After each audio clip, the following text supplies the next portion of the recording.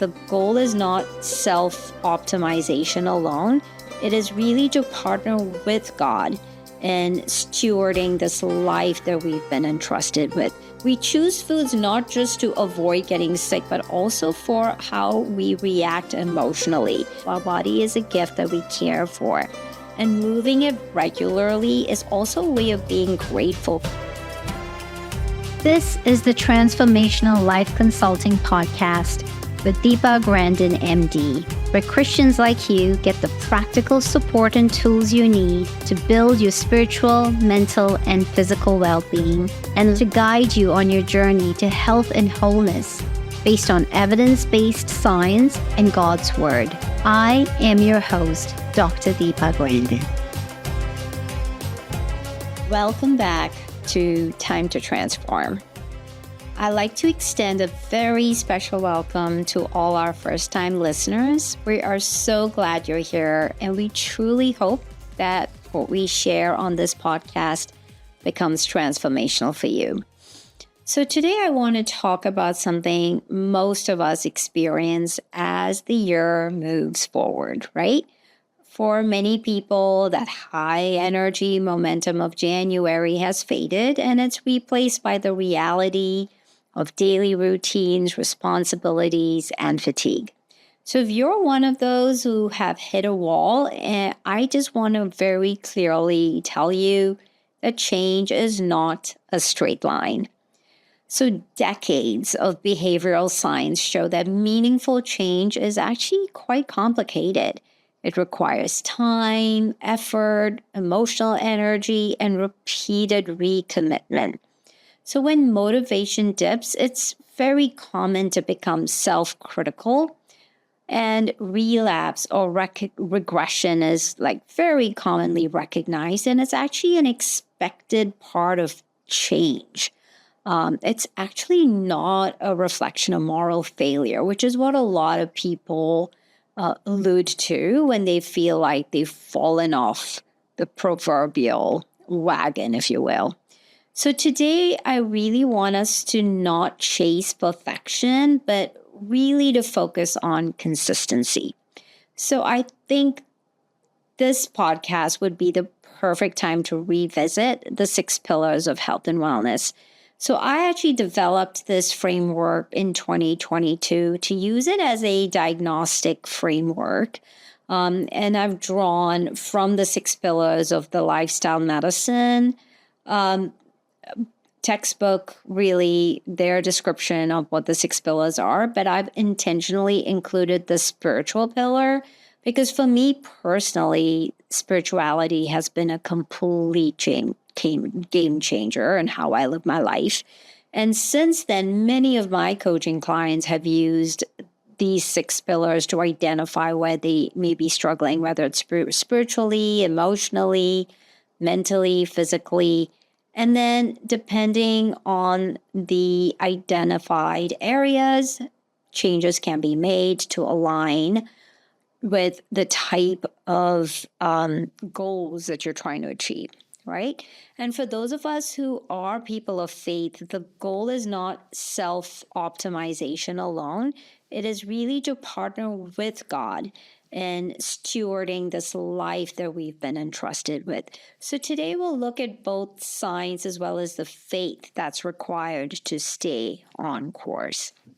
So let's start with pillar 1, spirituality. So spirituality is really the surrender to the transcendent. So when we begin with spirituality, it's mainly because it's such a foundational pillar. And for me, on my own health and wellness journey, it was really strengthening that relationship with God, which then had this overflow effect into other pillars. And I have repeatedly seen this with my coaching clients. Over time, they tell me really it was their spiritual practices that helped them, whether it was self-control with food, being disciplined with movement, taking time to rest because they could actually trust that God is taking care of them, and to take a break, right? So as we go through these pillars, if you can actually look at it through your lens of faith and your relationship with God, it will really make a huge difference. And if you are one of those individuals who have never considered the spiritual pillar, I hope you will open your mind and just listen at least to what I have to say, and then decide for yourself, of course. So spirituality is very different from general wellness or psychology because it's oriented towards the transcendent, which is a power that exists beyond self. So for believers, we say God. So we know that for us as Christians, God is the source of meaning. He is truth. He is the ultimate authority. And I just want to clarify that we're not talking about humanism, and it's not just simply emotional regulation. It is an actual relationship with a real being, which is the higher power, God. So from a scientific standpoint, spirituality is actually increasingly recognized as a very relevant portion of health. Right? So many US medical schools now include spirituality and meaning-centered care in their curriculum, which really reflects the growing evidence that spiritual beliefs influence coping, resilience, and health behaviors. In fact, I recently recorded a podcast with Dr. Delgado Guy, who's a palliative care specialist at the University of Texas MD Anderson Cancer Center. And just listening to his clinical experiences, really it reinforced how powerful it can be to acknowledge and honor spirituality when you're caring for people. And especially if you're trying to do it in a holistic manner. And there's also now large bodies of peer-reviewed research that show spiritual practices are associated with greater hope and optimism. That gives people a strong sense of meaning and purpose. And it's also shown to improve coping with adversity, illness, and stress. And importantly, these studies, they do not suggest that spirituality eliminates suffering, but rather it changes how suffering is being experienced. So a consistent spiritual life basically cultivates what Scripture describes as a healthy spirit. It's not governed by emotional volatility, but rather it's grounded in trust in God. And I've actually been very privileged to meet remarkable individuals who are facing profound hardships like the loss of a loved one, relational pain, financial instability. And yet through it all, they continue to express godly love, which you can describe as choosing generosity and grace even towards those who are difficult, and even manifesting joy, which is that inner steadiness, which is not really dependent on circumstances. And also having peace, which from a biblical perspective, it's not the absence of disturbances, but really showing that reliance and confidence in God's faithfulness in spite of things not probably going the way you would like it to go. And then here is a gentle reminder that spiritual maturity does not happen overnight, and it's definitely not instant, right? And especially for those of us who have not yet experienced that personal connection and may not even fully understand what I'm talking about, or you've even heard other people share their encounters with God and how easy it looks, at least from the outside looking in, that they are able to connect with this higher power. I just want to encourage you, if that's you, know that this experience can also be yours. Sometimes it just begins with a simple prayer. God, reveal yourself to me. And He always does. And it's usually in ways that will be very uniquely tailored to you and your circumstances. So spiritual maturity is a journey. And for most people, it goes from questioning, is God even real? To then actually believing, and then devotion, and ultimately surrender. And once we've reached that point, consistency, again, is really the most important, where we repeatedly choose to trust God's wisdom and direction, even when outcomes are uncertain. And then just resisting that urge to just solely rely on our own understanding and perspective of different circumstances in life. All right, let's move on to pillar 2, which is mental health. And here I'm really going to be focusing on gratitude and neuroplasticity. So mental health is more than just the absence of mental illness. The World Health Organization defines it as the ability to realize one's potential, cope with life's stresses, work productively, and contribute meaningfully to community. So as this year progresses, what most people will notice is that they're quietly shifting from a flourishing state of mind to a languishing. And when I say languishing, not that they're in any sort of mental crisis, but just feel mentally depleted, right? This is a very common experience. So one of the most evidence-supported practices for sustaining a good, healthy mental well-being is gratitude. And it's such a profound yet simple act, which has, from a neurobiological perspective, shown that gratitude practices are actually associated with increased activity in our brain regions that are especially involved in emotional regulation and reward. So, for instance, research shows that gratitude has been linked to increased dopamine and serotonin signaling neurotransmitters. And we all, at least a good majority of you, and those of you who've listened to my podcast in the past, you know these are very important neurotransmitters when it comes to mood, motivation, and emotional balance. So gratitude functions also very importantly in what we call cognitive reframing. So through neuroplasticity, which is your brain's ability to adapt even as you age, when we get into this habit of repeatedly focusing on what is meaningful and good, it strengthens those adaptive neural pathways over time. So really, it's not about denying hardships, but it's just how you're disciplining your attention to find those things that you can be grateful for in any given day, right? So if you've actually missed, say, a few days of being in this practice of focusing on what you can be grateful for, it's never too late to start. And today is the perfect day, right? So we're intentionally trying to identify people, moments, actions that you probably would just ignore if you were not intentional in finding things you're being grateful for. And that's something I've actually gotten into the habit of doing, especially it's the very last thing I do before going to sleep. I identify one kind thing somebody did for me, one kind thing I did for someone else, and something or someone I'm grateful for. And going to bed with that intentional focus has really helped me go to bed with a sense of, oh my gosh, so many great things happened to me today.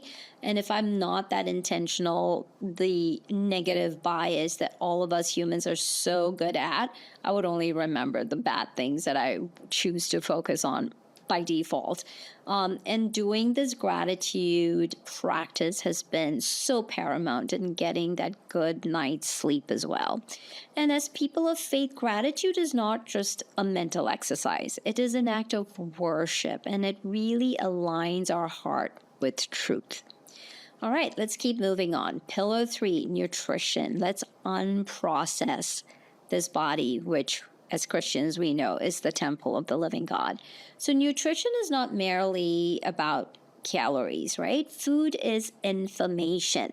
What we eat influences hormonal signaling, influences inflammation, immune function, gene expression.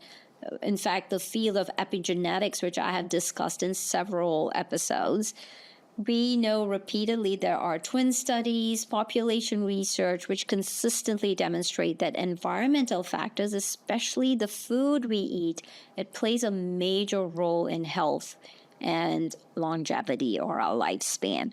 So one practical framework which has been supported by public health and nutrition guidance is the 85-15 principle, where you're aiming for the majority of your daily intake to come from nutrient-dense, minimally processed foods, right? And I've had people ask me before when I've given these talks, what does processed mean? Processed basically means, can you identify the source food? For instance, you look at an apple, you know it's an apple. But when you look at Cheetos, you have no idea, right? What is the source food of Cheetos? So this is where we say the apple is unprocessed, while the Cheetos is highly processed. And in fact, you can leave your Cheetos in your food cabinet and it'll last forever and ever. But an apple, you would have to eat it pretty quickly unless, you want to throw it out and it just tastes nasty. So this is how you know when a food is in its natural state, that it's not undergone any sort of transformation that gives it the ability to survive bacteria and fungi. Because if these organisms will not eat that food, then you probably shouldn't be eating it either, right? So highly processed foods, the ones that are packaged and last forever and ever, these are strongly associated with, obesity, heart disease, type 2 diabetes, depression. And a lot of times we overlook that mood factor, right? Because the gut-brain connection is so important. So it's more accurate to say that the majority of your serotonin-producing cells are actually in your gut, rather than just saying serotonin is like the main controller of your mood. But with that being said, because the nervous energy that comes from our gut plays a very strong role in the health of our microbiome, that the microbiome is such a important influencer of our immune signaling and our emotional regulation. So we choose foods not just to avoid getting sick, but also for how we react emotionally. So choosing foods with fruits, vegetables, whole grains, legumes, nuts, seeds, responsibly sourced animal foods. And again, when you're thinking about the 85-15 guidance, it's not about perfection, but what the majority of what you're eating needs to come from that unprocessed category. Okay? So it's about training yourself to consistently choose the foods that are life-giving, not life-depleting. And as believers, this is an act of stewardship. We're honoring the body as a temple which God is entrusted with. All right, now pillar 4, movement, which I like to call the systemic antidote. So physical inactivity is obviously a very much modifiable risk factor for many chronic conditions: heart disease, hypertension, type 2 diabetes, osteoporosis, which is basically just weak bones, and depression. When you look at cardiorespiratory fitness, that is like the efficiency of your heart and your lungs in particular, it's actually one of the strongest predictors of longevity across several different populations, right? How well you live, how healthy you live, even as you age. So current evidence-based guidelines, they recommend at least 150 to 300 minutes of moderate intensity aerobic exercises per week, and then muscle strengthening activities at least 2 days a week. So movement does not have to be extreme to be effective.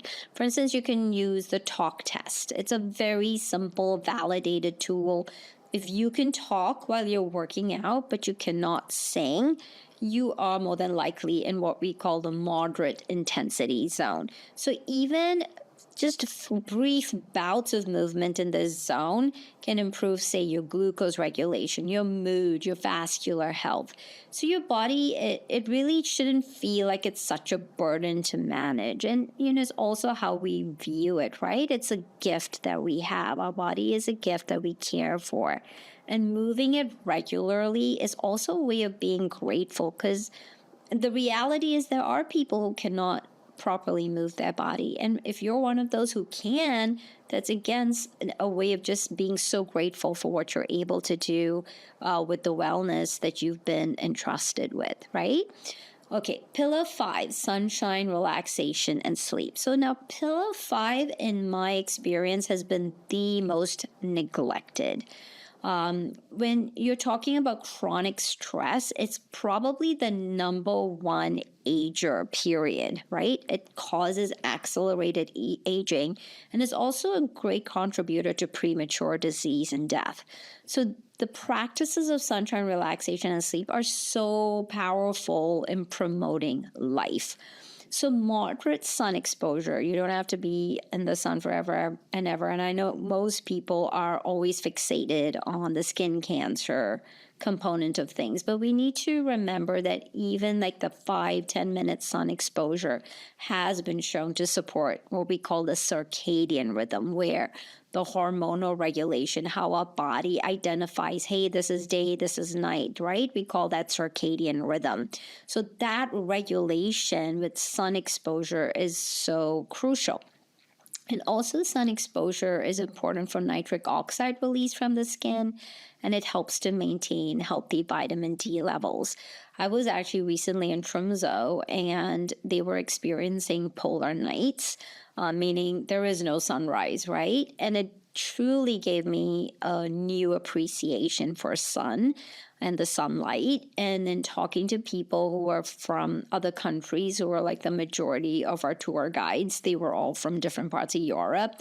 And they said they had to be so intentional in taking their vitamin D supplements and making sure they had community and making sure they exercised. I felt like they were just talking about all the 6 pillars, that being intentional was so important for them, just because of the complete lack of sunlight. So, when we live in parts of the world where we have easy access to sunlight, we don't take it for granted. And just remember that it offers so much important mental and physical health benefits that we shouldn't ignore taking time to engage in sun exposure.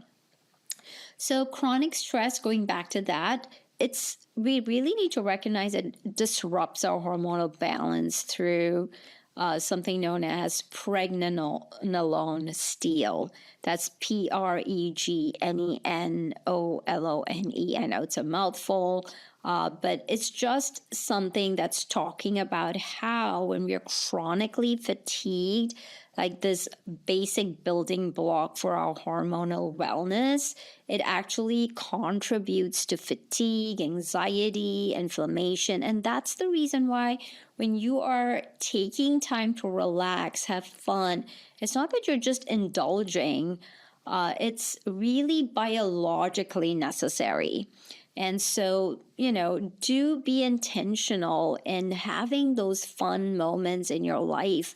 And it can even be simple things, just as simple as looking at a magazine, taking some time for artwork, needlework, spending time with your favorite buddy.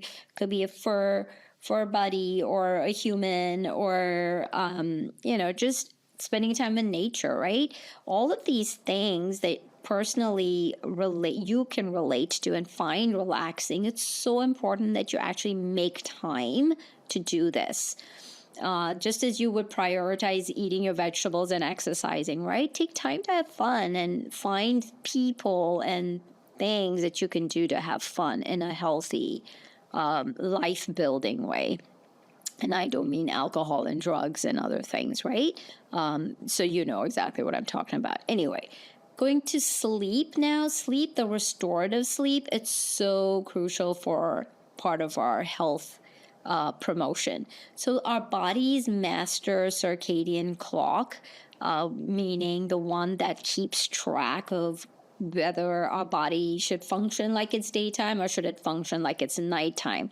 So this master clock is your suprachiasmatic nucleus.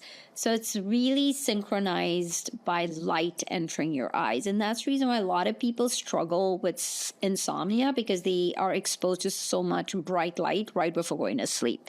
And you don't want to do that. And just having more knowledge about what helps create the ambiance and can promote healthy sleep patterns is going to be very important.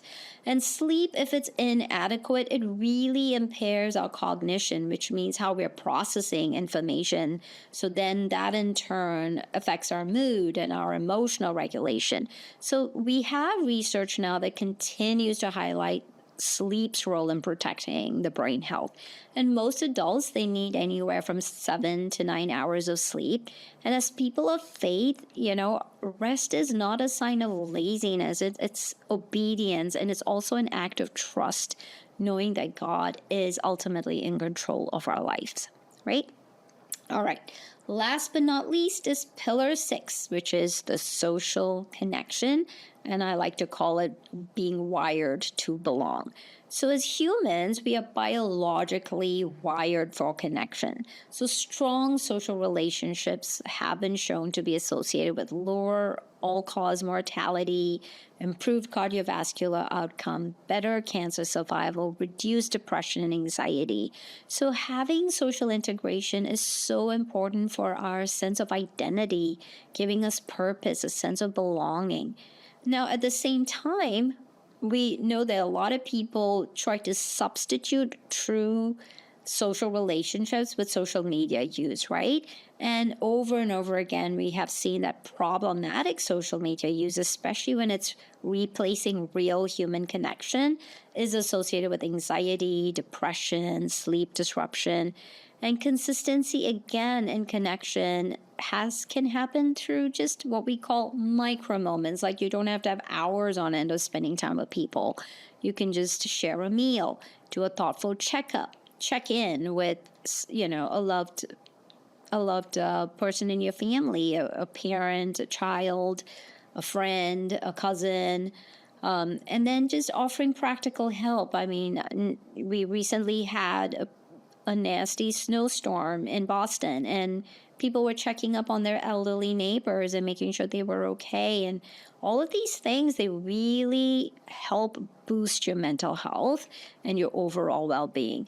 And as believers, we have to tend to relationships. It's not optional. It's actually a reflection of our love for God and for our neighbor.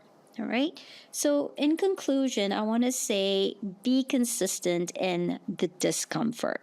Right? Because behavioral change, it's not easy, but it's worth the discomfort that comes along with behavioral change. Because you can either be uncomfortable making the change, or you can be uncomfortable dealing with the consequences of not changing, right? And also remember that having the ability to change and staying consistent with the change is not a linear progression. For most people, it's cyclical. It goes through changes. In fact, there is an actual model that we call the stages of change. And this model is so powerful because it reminds us that relapse is actually a part of progress. It's not the end of it, right? Every time we take 3 steps forward, 2 steps back. When we take that 2 steps back, we're like, oh my gosh, I'm such a loser. I'm just going to give in. What's the point? No, the point is you get up and you try again and you try again. And I see this a lot with my patients who are trying to quit smoking or get into the gym or get into an exercise routine. They just quit because they're like, oh, I broke up with my boyfriend, or I got yelled at work, or I got fired, and so I'm just going to, eat that burger or smoke that cigarette. But whatever it is, you did it. It's over and done. Tomorrow's a new day. Get back up and try again, right? You don't ever quit trying. So sustained health, we just focus on clusters of practices, and you don't have to do all 6 pillars at one time. Choose that one pillar you're really struggling with so you can put all your effort in it. And in fact, this kind of coaching that I've been doing with a specific company, and people have actually, a lot of them said, oh, you know what? Actually, I think movement is so easy for me. I'm really going to focus on my faith and take time to read the Bible and spend time in prayer, or even just doing acts of kindness to others. Whatever it may be that you really struggle with but want to really see change, start with that. Or if you're the kind of person that gets discouraged easily and you want to do a low-hanging fruit, so maybe you started going to the gym once a week or going for a walk for 5 minutes, then just keep building on what you've already started so you can get to a place where that consistency actually brings about visible changes in your life. Okay? But remember that change is not easy, but it is worth the effort. And I really hope that you will focus on consistency and not perfection. So I pray that God will guide your transformation this year, and remember that discomfort is often the doorway to your growth.